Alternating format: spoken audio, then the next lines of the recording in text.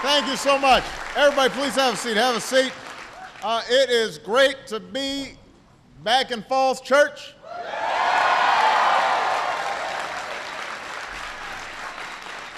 Thank you for having me. You know, last week in my State of the Union, I laid out my blueprint for an economy that's built to last. And I want to assure you I am not going to go over the whole thing again this morning.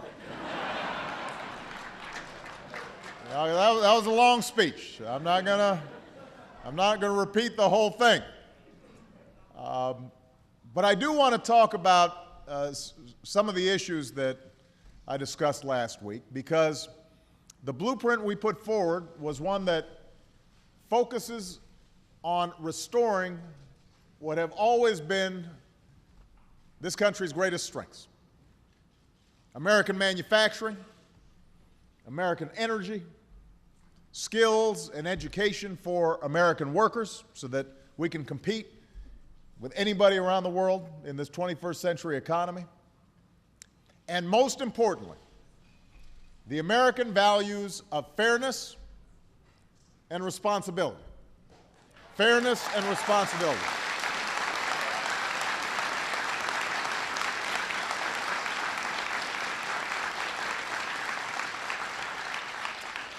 Now, we know what happens, because we've just seen it, what happened when we stray from those values.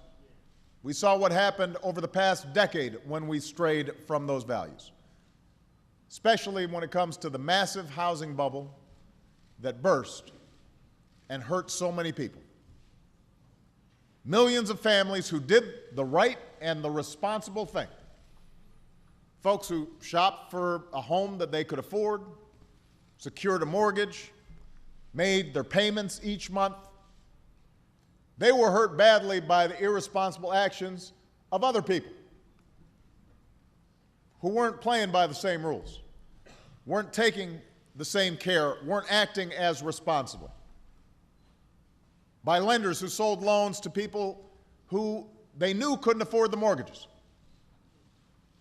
and buyers who bought homes they knew they couldn't afford, and banks that packaged those mortgages up and traded them to reap phantom profits, knowing that they were building a house of cards. It was wrong. It was wrong. It triggered the worst economic crisis of our lifetimes. And it has been the single biggest drag on our recovery from a terrible recession. You know, crushing debt has kept millions of consumers from spending. A lack of building demand has kept hundreds of thousands of construction workers idle. Everybody involved in the home building business, folks who make windows, folks who make carpets, they've all been impacted. The challenge is massive in size and in scope, because we've got a multi-trillion-dollar housing industry. And economists can tell you how it's affected all sorts of statistics, from GDP to consumer confidence. But what's at stake is more than just statistics. It's personal. You know, I've been saying that this is a make or break moment for the middle class, and this housing crisis struck right at the heart of what it means to be middle class in America. Our homes, the place where we invest our nest egg, the place where we raise our family, the place where we plant roots in a community, the place where we build memories. It's personal.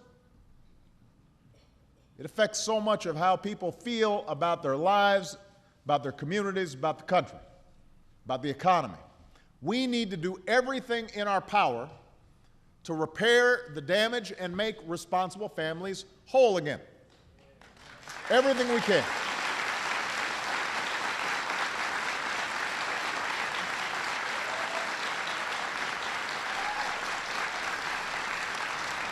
Now, The truth is, it's going to take more time than any of us would like for the housing market to fully recover from this crisis. This was a big bubble. And when it burst, it had a big effect. Home prices started a pretty steady decline about 5 years ago. And government certainly can't fix the entire problem on its own.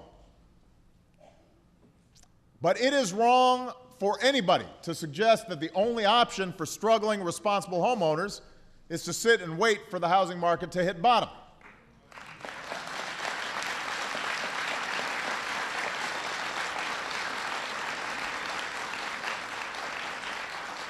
I refuse to accept that, and so do the American people. There are more than 10 million homeowners across the country right now who, because of an unprecedented decline in home prices that is no fault of their own, owe more on their mortgage than their homes are worth. Means your mortgage, your house is underwater. Here in Falls Church, home values have fallen by about a quarter from their peak.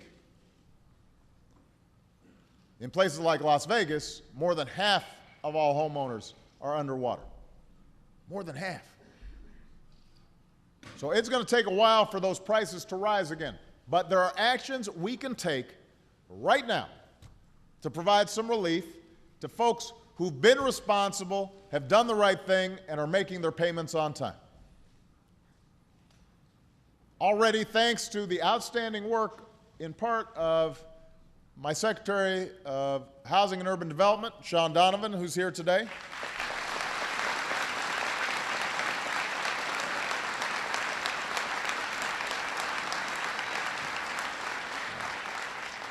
Yeah, there he is, the good-looking guy in the front here. The housing plan we launched a couple of years ago has helped nearly 1 million responsible homeowners refinance their mortgages, and they're saving an average of $300 on their payments each month.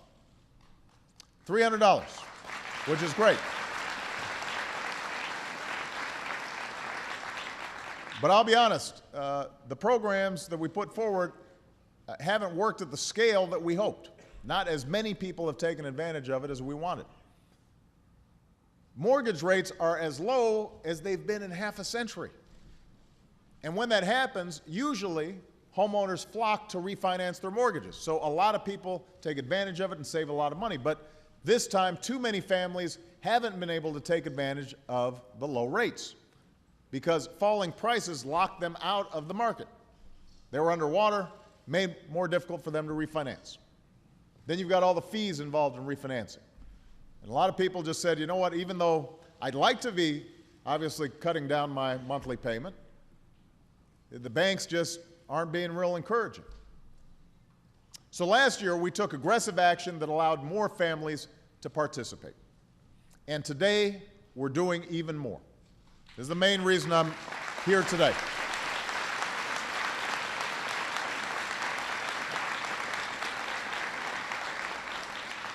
As I indicated at the State of the Union last week, I am sending Congress a plan that will give every responsible homeowner in America the chance to save about $3,000 a year on their mortgage by refinancing at historically low rates.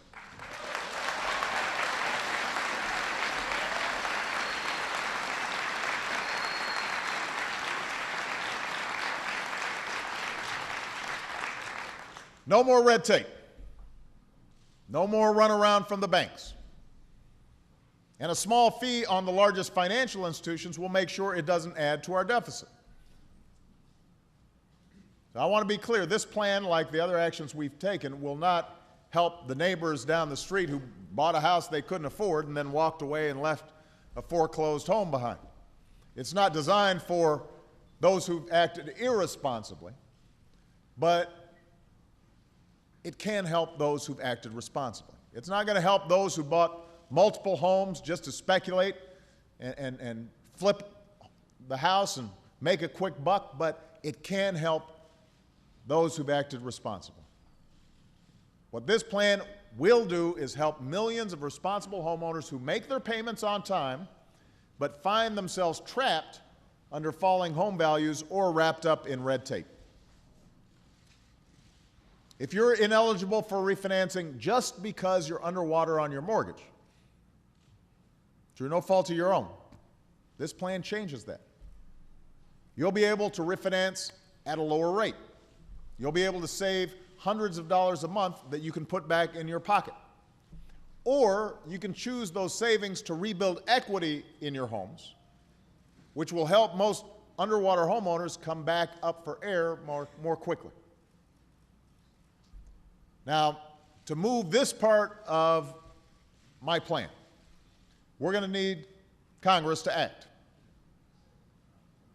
We're going to need Congress to act. I hear some murmuring in the audience here. We need them to act. But we're not just going to wait for Congress. We're going to keep building a firewall to prevent the same kinds of abuses that led to this crisis in the first place. So there are things we can do administratively that are also going to help responsible homeowners.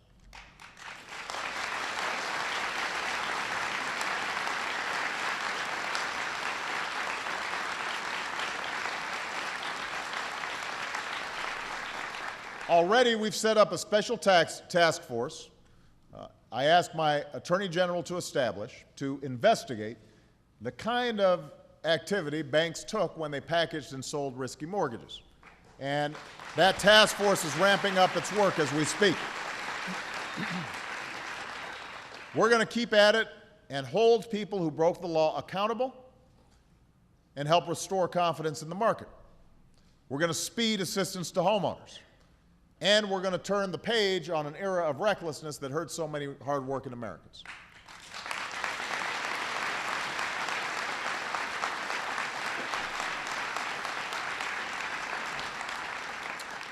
Today, I'm also proposing a homeowner's Bill of Rights.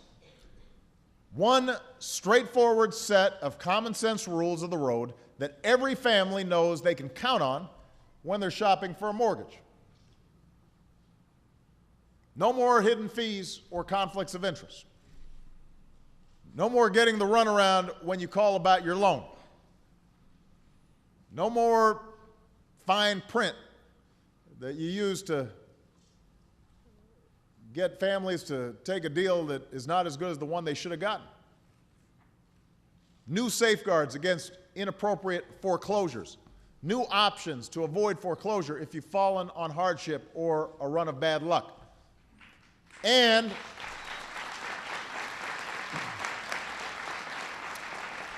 a new, simple, clear form for new buyers of a home. Now, think about it. This is the most important purchase a family makes. But how many of you have had to deal with overly complicated mortgage forms and hidden clauses and complex terms? I remember when Michelle and I bought our first condo. And we were both lawyers. And we're looking through the forms and we're kind of holding it out, reading it again. What does this phrase mean? And that's, for two trained lawyers. The forms, the confusion, the potential for abuse is too great, just because the forms were too complicated. So this is what a mortgage form should look like. This is it.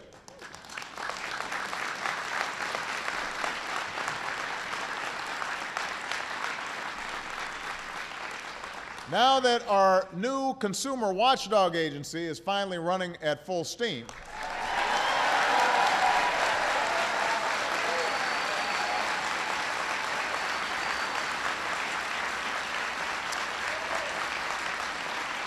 now that Richard Cordray is in as the director of the Consumer Finance Protection Bureau,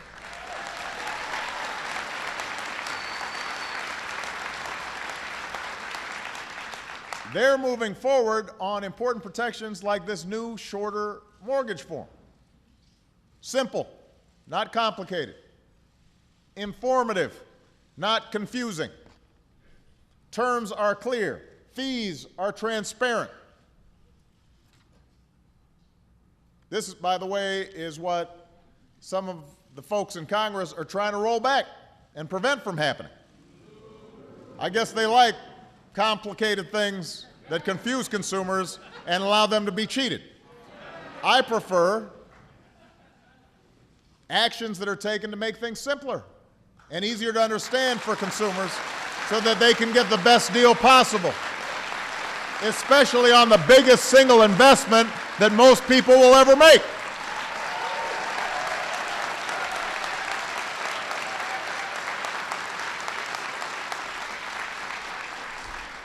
Americans making a down payment on their dreams shouldn't be terrified by pages and pages of fine print. They should be confident they're making the right decision for their future. Now, there's more that we're announcing today. We're working to turn more foreclosed homes into rental housing because, as we know, and a lot of families know, that empty house or for sale sign down the block can bring down the price of homes across the neighborhood. We're working to make sure people don't lose their homes just because they lose their jobs. These are steps that can make a concrete difference in people's lives right now.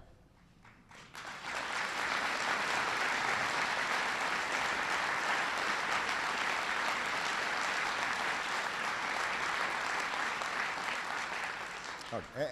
As I said earlier, no program or policy will solve all the problems in a multi-trillion-dollar housing market.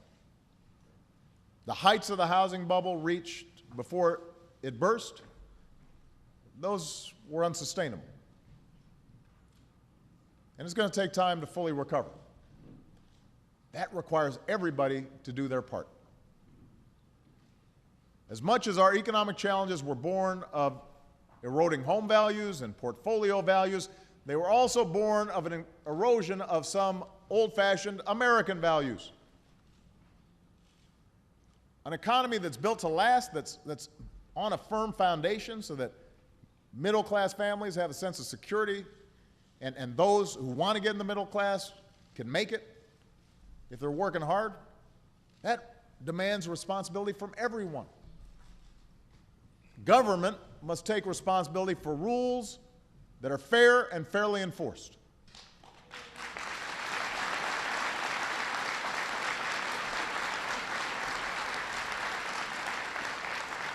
Banks and lenders must be held accountable for ending the practices that helped cause this crisis in the first place.